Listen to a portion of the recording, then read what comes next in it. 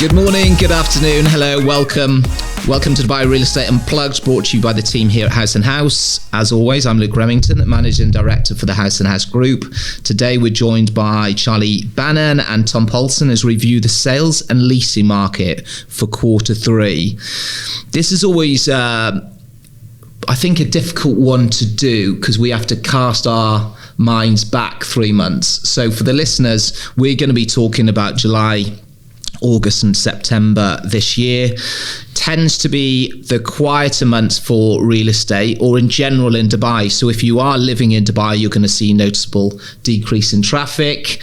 The schools have finished. People are getting out for the summer months because obviously it's a very hot time of year. And it's probably when people say to me, what's the difficult parts about Dubai, or what do you not like about Dubai? I probably wouldn't say I wouldn't necessarily not like it, but it would be one of my things is I would love to brush my teeth and turn on the tap and have really cold water. I think I quite miss that when I go home. And two, the summer months are quite difficult with the heat. It's quite sweaty, but life goes on. So for that reason, a lot of people tend to go, and you'll find that it'd be interesting actually to know how many people do exit, but certainly towards that tail week of August, you come into Dubai airport and it is just crazy. I came back, I think around the 23rd, 24th of August, coming down the escalator to where you're going to go through passport control. It is the busiest I've ever seen it. Unbelievable.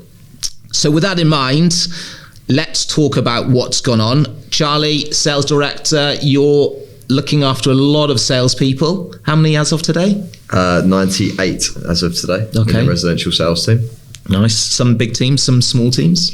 Yeah, some big teams, some small teams, some teams that have grown actually quite a lot just in the last quarter. Yeah. A couple of the teams have gone from one employee up to now 6. Right. Obviously, where we're trying to gain a little bit of market share, and then areas like JG and Arabian ranches that have maintained sort of 8 to 12. Yeah. Okay. We also have Thomas Paulson. Hi, Tom. Hello. How's the summer been? It's been good. It's been busy. Yeah. Didn't get away too much, although we went on our trip to Thailand, kindly put on by House & House as a annual incentive, which was amazing. Good. Unreal villa. I think there was about 13 of us that went? 14. Yeah. Sadly, you couldn't make it. Yeah. We meant to. Bail out last minute. I know. But yeah, that was a good... But apart from that, to be honest with you, I didn't really get away in the summer. Got my holidays planned back end of the year.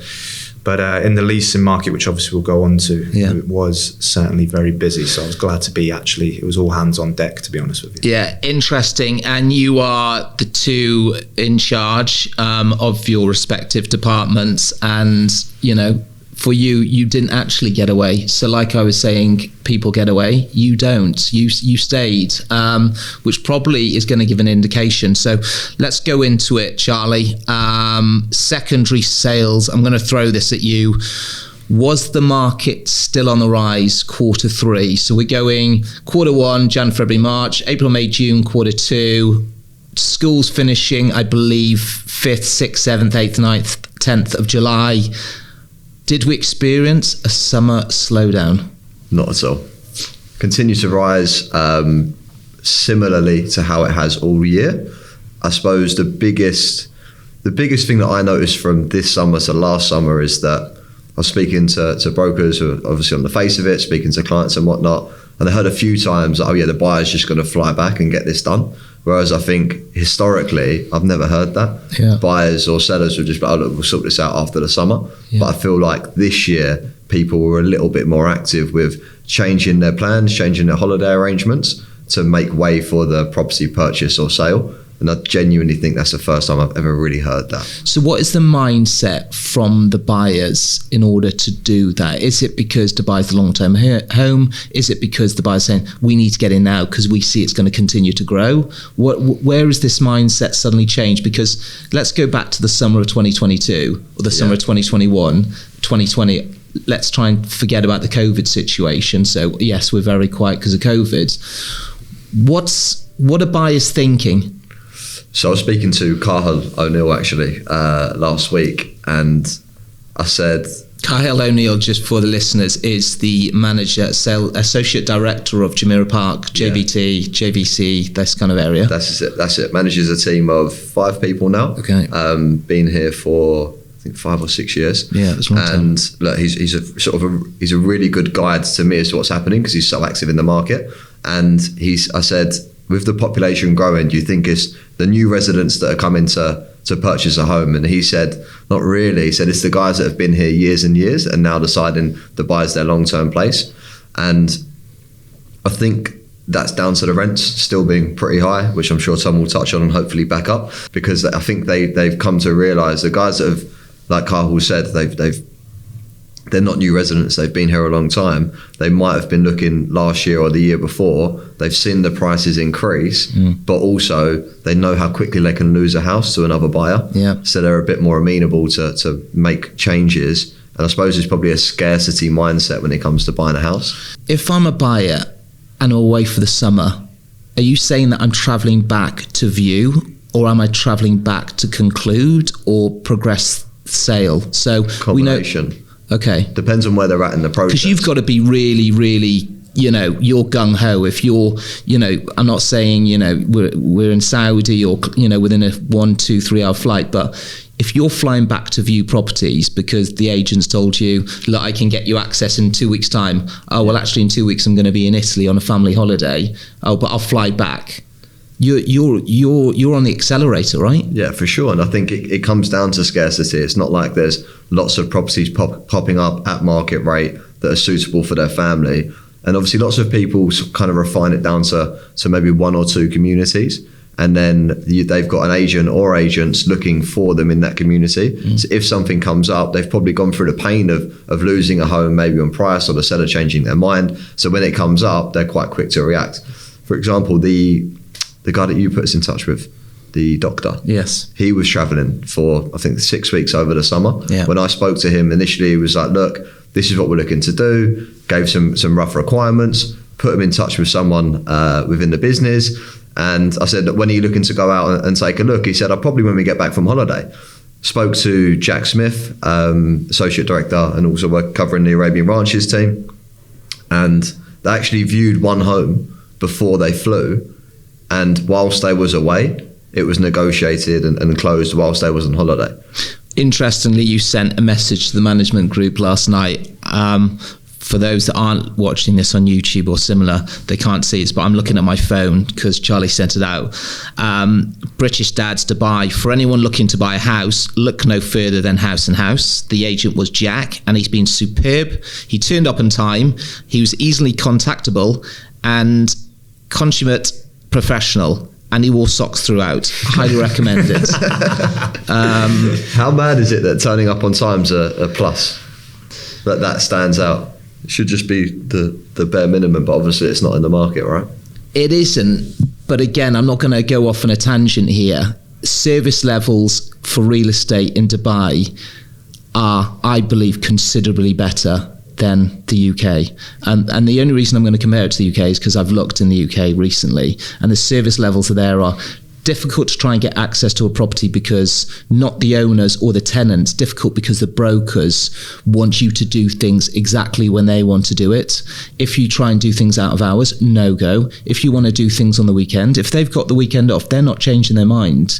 I was there during the King's coronation. The agent was off Friday, Saturday, Sunday, Monday. No way he was coming out of his home or whatever he needed to do in order to show me. So service levels are good here. Yes, some people do turn up late. I think Dubai is one of those places that generally it's more acceptable to turn up late, although like we have a kind of saying here that early is on time is late, and late is unacceptable, and that's what we feel our brokers should really abide by. It's just that it sets the stance from. Anyway, I'm going off on a tangent. So record-breaking transactions, did we see any of those? If I'm a buyer today, what am I concerned? Obviously, that's what we're saying, because you're saying people are rushing home or they're rushing back to Dubai to conclude a transaction. Therefore, they're seeing transactions keep increasing. So it's pushing me to make and do that deal. What kind of figures are we talking, Charlie? What did you see? Yeah, so I think generally speaking, from quarter 3 22 compared to 2023, the growth in volume of properties sold across the whole market has risen by 21%. Internally as a business, in quarter 3 2022, we sold 170 properties. This same quarter this year, we sold 246 properties. So that's a 44.71% increase. Would you know the increase in the number of brokers to handle that? Because I suppose that could be down to, if we had 20 brokers last year, someone could argue, well, you only had 20 brokers, so 20 brokers can only handle a smaller amount. Now you've got XYZ. And I'm just playing devil's advocate. Definitely plays into it. I think we've probably increased the headcount by, I don't know the exact number, 20 to 25. So you said we're at 98 today? Yeah. Okay, so over the summer months, we could have been somewhere between 75 and 100. Yeah. Okay. Well, it's still a significant increase. Was there any headlines out there for dollar per square foot, pound per square foot? Jamie sold a 5-bedroom in Dubai Hills Estate, a type E5, I believe, and he sold that at 13.2 million. The built-up area on the home's roughly around 4,900. It had been extended a little bit, but that was the highest price sold E5 ever, notably in Dubai Hills Estate, Sidra. Dubai Hills. Why Dubai Hills? Why Dubai Hills? I think probably the location still. Like it's right in the middle of Dubai. And it sort of like links that downtown and marina lifestyle. I think it's a lot to do with sentiment. They've got everything there. They've got.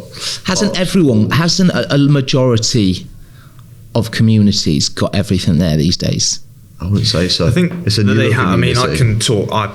You live there? Yeah, I live. I've rented there, and then now I've bought there myself. So, you know, I'm a big advocate for the area. Yeah. I think the fact that the Emirate just do the communities so well now. Yeah. In terms of the landscape in the parks, I know every community has community pools, parks, access to restaurants, and so on, but I just believe for the location of it within Dubai being so, I can get to, I mean, I'll be honest with you, touching back how busy it is, the traffic used to say you could probably get everywhere now in 20 minutes. That's probably slightly gone up now, I'd say, to at least half an hour. Even if I came to work on a Saturday from home, it probably could take me 10-minute drive, literally door to door. But now in the mornings, in the week, Monday to Friday, honestly, sometimes I'm driving, it takes like nearly 45 minutes to get home. It's crazy. It's good. I don't mind, as much as you hate traffic, but it's good. It's busy. It feels like... It's a good time to listen to podcasts. Yeah, exactly. Yeah, so if you're listening to this in the traffic, don't stress out too much. But I just believe that, especially if they have the plan with the metro going there, which I think is going to be a big plus for multiple communities. But where's that cutting down from? That's cutting down from Damac, right? Yeah, so it's going to link them Al Qudra corridor, villa communities and so on. Massively. That would be a game changer for me. Because people don't want to sit in traffic. I get that. And I would maybe rather not. But I think that's where Dubai will catch up, I think, with a lot of other major cities around the world with the public transport in that sense. And if that links to Dubai Hills, once again, it's just a plus point. The mall's lovely there. It's never too busy. It's nice. It's got everything you need. And I think it's just it's like a new and improved, in my opinion, Emirates living area of the Springs, Meadows, Lakes. I do noticeably see whenever I'm meeting other people, if they do live in Dubai Hills, they're quite proud to say they live in Dubai Hills. Yeah, so really good sentiment around it. It's definitely got that kind of upper class kind of, I live there and I'm proud to say I live there. I think everyone's kind of proud to say where they come from, but I do noticeably see that if you're having a coffee with someone and they're from Dubai Hills, they like to tell you they're from Dubai Hills before you even ask the question. Anyway, let's move on. Tom, I know, congratulations, you are now a sales director. You've been with the company a long time. Fair play. But I know you're still massively over the leasing department, and you have been through the summer months. Yeah. Can you tell us what you saw? Because are we looking at a similar scenario for leasing as we are for sales, that the summer months can come in, people leave, and therefore leasing is quiet? or do you not get affected as badly as usually sales? So Charlie's basically said it was up, and it was up considerably. Yeah. Q3 leasing, I want to rent a home, or I want to rent out my home. Yeah, so I kind of disagree with the sentiment that Dubai empties now. I don't think I mean, as you said, me and Charlie, we've been here pretty much just over 7 years now, me approaching 7 years. I think in our first few years, yes, it was quiet in the summer. I think that same was that you go away and take 2-month holidays, which I don't think really the dynamic is now. I think there's a lot more people staying. That once again, the roads were not considerably quiet during the summer compared to what I've noticed. Yeah, there's a few people that I think were, larger families were definitely mentioning flight prices. Yeah. Flight costs have gone up considerably. If you're paying for a family of 4, it's probably deterred whether you were going to. And I don't think they have the relocation packages and stuff they used to. I don't think it's a case of so easy being able. But even though yes, you can work remotely, and I definitely that's great for them, but in reality there's a lot of people that are here doing just the normal office-based jobs. We don't like work from home. So I drilled it into the team. We don't like this. No, we don't. But no flicking rubber bands at home, please. Come to the office and get stuck in. Exactly. You only learn by being around better people, right? Exactly. So we but I drilled it into. I've seen it over the last 2 years that summer months, them are always our busiest months, always. And it was exactly the same again this year. We were up 35% more in transactions in Q3 compared to the previous quarter, same year, which is huge. Just to give you an idea, that we're approaching nearly over 450 transactions in the rent team in that quarter. In Q3, 450 transactions. Yeah. 150 properties being let a month. Yeah. By a team of... And the headcount didn't change, the average. It was circa 50, 55. Okay. So it goes to show that it wasn't like a massive... And you have to remember as well, in leasing we bring a lot of new people through that have never been to Dubai, never worked in real estate. Yeah. So it takes them months to get going, right? So it's not like you bring in 10 people, you're going to do 10 or a percentage of more transactions. They've got to get used to the market, and working here. So... And then that's also it's exactly the same figure, pretty much 36% more versus 22 Q3 22 previous year on year. So it was really busy. It was the team. There's so many people hitting personal bests out there. Even people that have been here in the market, like the top biller, like Shirley. Yeah. She's been here nearly 10 years now doing it. She's having her best months and best quarters. So. It's just and I'm sure many companies out there as well experience the same, which is great. It just shows that the market is red hot. There are people moving here. Naturally, most people come here, rent first, get their feel for where they want to live, get their feel for Dubai. Are you saying that you've seen a growth from January through to September? Consistently, month on month? Yeah, I mean, we don't need to go into figures and stuff, but we're doing way more. We've pretty much done the exact same amount of transactions this year as we done the whole of last year. And that's at the point of talking now in October. We've got 3 months left, the whole quarter. Yeah. So anything we do above that is a surplus. Which is going to be down to obviously a growing population. People need somewhere to live. Yeah. So we would imagine that obviously if a growing population, people need somewhere to live, therefore we're going to be renting more properties. But I'm sure a lot of people are thinking, okay, well, you're renting more properties, but what does that mean for me if I'm going out there? Am I paying more for a property in Q3 compared to Q2? I was speaking to a few guys on the ground doing it now in the leasing team. They're seeing prices are pretty much an all-time high anyway, if you do it on like price per square foot in multiple areas. It's not just villa communities or restricted to apartment communities. They're high compared to that, but they're not tailing off, but they're certainly stabilizing. Okay. I think a lot of owners are speaking to some really experienced agents out there. Naturally, all the positive sentiment, you can easily access this news, Gulf news and Arabian business about market being up, but actually it's, it differs from community to community. That's why we send our quarterly reports out to individual communities, because sometimes it's actually hard to find that information for your specific community rather than just Dubai in general. But if they keep seeing this positive news, naturally I do the same, try and get the highest price possible. If I'm reading the market's up 20%, I'm going to try and get 20% more, but that might not be specific to their community or, you know, where they own the property. So they are trying for more and actually seeing their property sit there empty for a little while. Okay. The brokers are trying to educate them with actual data of transacting prices as opposed to what marketing. You could market your phone for 3,000 dirhams, doesn't mean that you're going to achieve it. In reality, if it's worth 1,500, thankfully we've got data, third-party data, that's not just House Hub to support that. Are you finding that landlords are, again, you can look at this, Charlie, as well. You know, we've just done our website, we've done a refresh.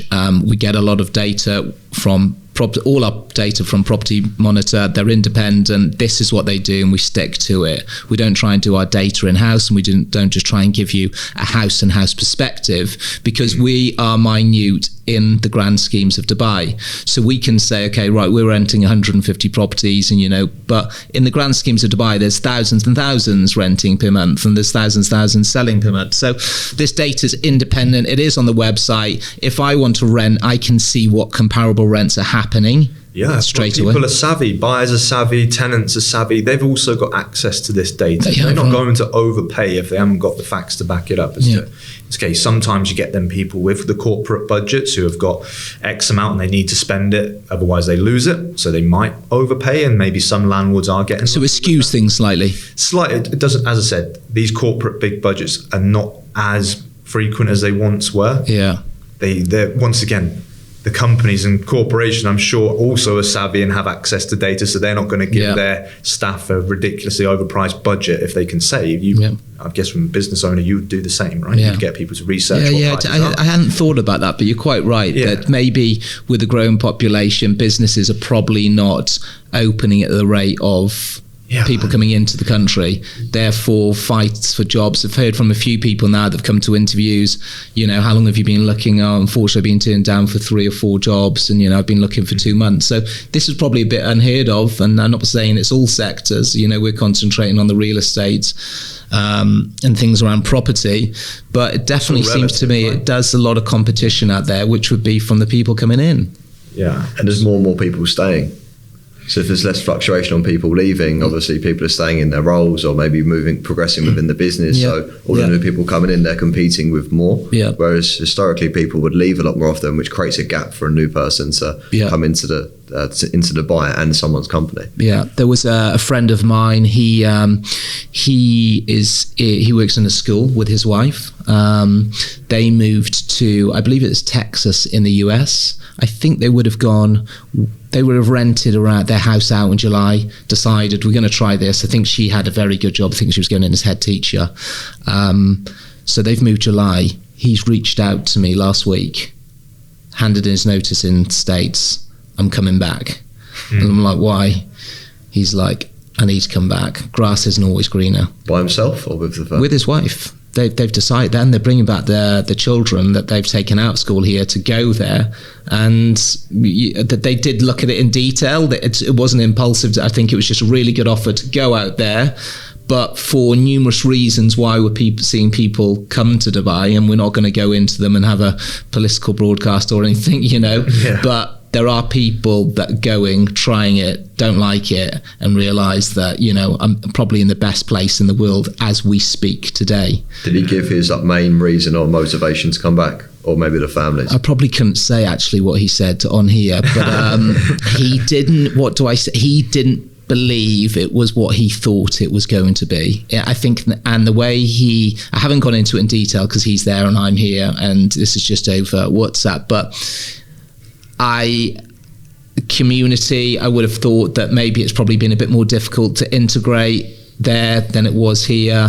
I think the lifestyle, he's really keen into his sports, and I think, you know, the accessibility to a cycle track with 180 kilometers, and I think probably general safety.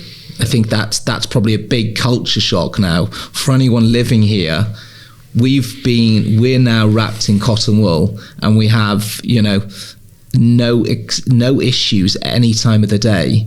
But when you do travel, that's something that when you get off that Emirates flight in a different country, it's the first thing that comes into your mind. It's like, okay, well, I'm going to make sure my wallet is in a pocket that's probably zipped, or am I wearing a watch, or what have I got in my bag? Well, yeah, it's funny because Charlie, I was speaking, you guys went to London recently. Did indeed. And done a really good podcast. Thank you. Thank you very much. Very kind. So really, I'd recommend anyone to listen to that if you want to learn about the culture of our business and so on as well. It is very insightful. Thank you. But yeah, Charlie was telling me that when you guys went for a couple drinks in the evening, that the hostess or the people at the welcome when you were exiting the restaurant, like she's telling you wearing a nice watch, and she pulled my jumper over. Yeah, pulling your jumper. She went, just pull that over there before you go outside. Yeah, pull your jumper over your arm to hide your watch, because there's a very strong chance that someone will come and grab that. That was the middle of Mayfair. Yeah, exactly. A very nice part of London. And it just goes to show, I think maybe we take it for granted, or maybe when we're here, but for sure. I actually heard a really good analogy that, the designer's the sheikh. He runs Dubai like a business, and he's like the CEO, and we're the customers. The people that live here. So he wants to make sure all the cutting puts customers first. If everyone's happy, if everyone's working in a positive direction, then that's why Dubai's probably seen the growth. So. And if you don't like it, get out. Yeah. That's the point, right? Yeah. Don't whinge and complain. If you're not happy, don't be here. Yeah. That's why it's such a good place to be, because everyone here wants to be here. Obviously, people have got that period of where they're umming and ahhing, and they might be a little bit miserable and a little bit moany, but they will exit. And then everyone here that you generally speak to is doing well for themselves. They're happy. They just get on with it. Yeah. Indeed. When we get a lot of new starters come from the UK, especially, we're from the UK all ourselves, so we can commentate. Generally now they're saying it's just a little bit miserable and negative and so on, and they get here, it's like a breath of fresh air. Everyone will kind of just wanting to make a better life, however long that is. If you plan to be here for a year, great. If you plan to be here 10 years, amazing. And there's so many opportunities. I was in the gym this morning. One of the guys was saying that the Facebook groups he's part of, it is constant moving to Dubai, schools, restaurants, healthcare, It's like questions, but the amount of people coming in constantly, really. A lot of people are going to listen to this for one reason, and that is to try and get analysis. Yes, they can go on to Property Monitor and they can try and make their own assumptions, but they're not necessarily in the real estate fields. In the run up to the end of the year, what do you both expect to happen? That's what I would want to know. I would want to know, Charlie, people are coming here over the summer to buy houses. Are people going to continue to buy houses? Are prices going to continue to go up? Is it a good time to buy? What I'm seeing today is madness in the media. And it's a really well-controlled media here. But I've seen reports saying the bubble's going to pop, and I've seen growth. So again, media tend to do this, and they play on stories and all this kind of thing. But are you going to buy today? Yeah, look, I'm happy to record and say that I don't think the market's going to drop anytime soon. Okay. And historically, Q4 of every year in this market is really, really busy. Okay. We're in a Muslim country. It's not the same as in the UK, where December's completely dead to the world. Yeah. It doesn't really work like that. Obviously, there's lots of British people and people that celebrate Christmas who will slow down and maybe leave, but as a city, it still operates. You could still view and transfer on a property on Christmas Day. Yeah. So Q4 is generally a very, very busy time. So if you were looking to purchase and you was talking to me, I'd say, well, we need to start looking now, because October, November, December, we'll probably see lots of action and lots of demand, which could continue to push the prices higher. Would you buy now? Yeah, for sure. Did you buy now? Peninsula. Okay. Recently, this week. Okay. Off-plan resale. I think it was a great development. It was launched in 2021. Yeah. And the payment plan's great. Yeah. 60-40. And interesting, I sold my first ever house on Christmas Day out here. So, and you're British. Yeah, to a British family, or from a British family to non-British buying. Yeah. But so it just goes to show. And you've bought recently in the last 3 months, Tom? Yes, I completed on that end of May. Okay. So there is good evidence there to say, okay, well, we wouldn't do it if we thought it was a bad idea, right? And we're on the ground. Yeah. We've got the sentiment we're seeing. And even since I bought it in May, the price has gone up. So it's now, will it go up at the rate of what it has been over the last year? My take is probably not. Hopefully, it's because I mean, I'd love it to keep going up, but that is when a bubble will burst. People will lose confidence. Not everyone can afford to, but I think there will be sustainable growth. If I'm looking family for Tom, I'm moving from Europe, I'm moving from the States, I'm moving from Australia, I'm moving somewhere in the world. I'm a family of 4. I'm coming in to rent a property because I want to rent and I want to see what's available. I want to figure out the right community. I hear all this Dubai Hill stuff, but I'm going to look all around. Am I going to be dealing with a landlord who's maybe going to give me some flexibility? Can I pay rather than 1 check? Could I offer 2 checks, 3 checks, 4 checks? Are we going to see prices? Are we seeing prices still continuing to rise over the next 3 months? October, November, December. Should I be jumping in? Have I got any concerns? I don't think the prices will jump over the next 3 months. Typically in leasing, in rentals, there is I don't say slowdown, but definitely a cool down because the summer, the cliche is hot here in terms of the transaction level, because that ties in with the school term. A lot of families move in and need to get things boxed off before September's school term. So that's why we do see a lot of activity typically, especially in them villa communities in the summer. But October, November, December, there is sometimes, in the last 3 years in our trend, a little bit of a cool down in transaction numbers. But in this market now, the owners are commanding 1 and 2 checks. And I don't think that will change. I was speaking to a couple of guys. We've only done literally a couple of deals as a whole collective last month with 4 checks. Because there are people out there, because you have to remember, there's people being priced out of communities now and have done all year, to be honest, even the last 12 months. They're being priced out where they were or where they're happy now.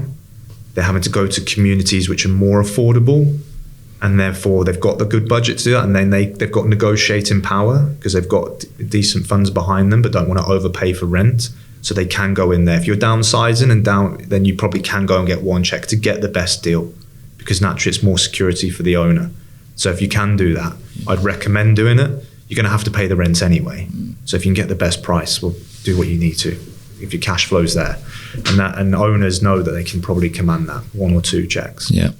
Gentlemen, thank you ever so much. Thank you to all our listeners for joining us again today. If there are any further insights you'd like to know about the secondary sales or the leasing market, you can check out our Q3 market reports. We do spend a huge amount of time on these. Depending on who you are, you may want to read them or you may want to speak to us. You can get on a Zoom call and we can have a chat. We've covered 25 different communities. We'll put the link in our show notes. Don't forget to subscribe, whatever channel you're listening on, so you're notified when we drop new episodes. And you can also follow us at Haus & Haus on Instagram, Facebook and LinkedIn. Thanks and bye.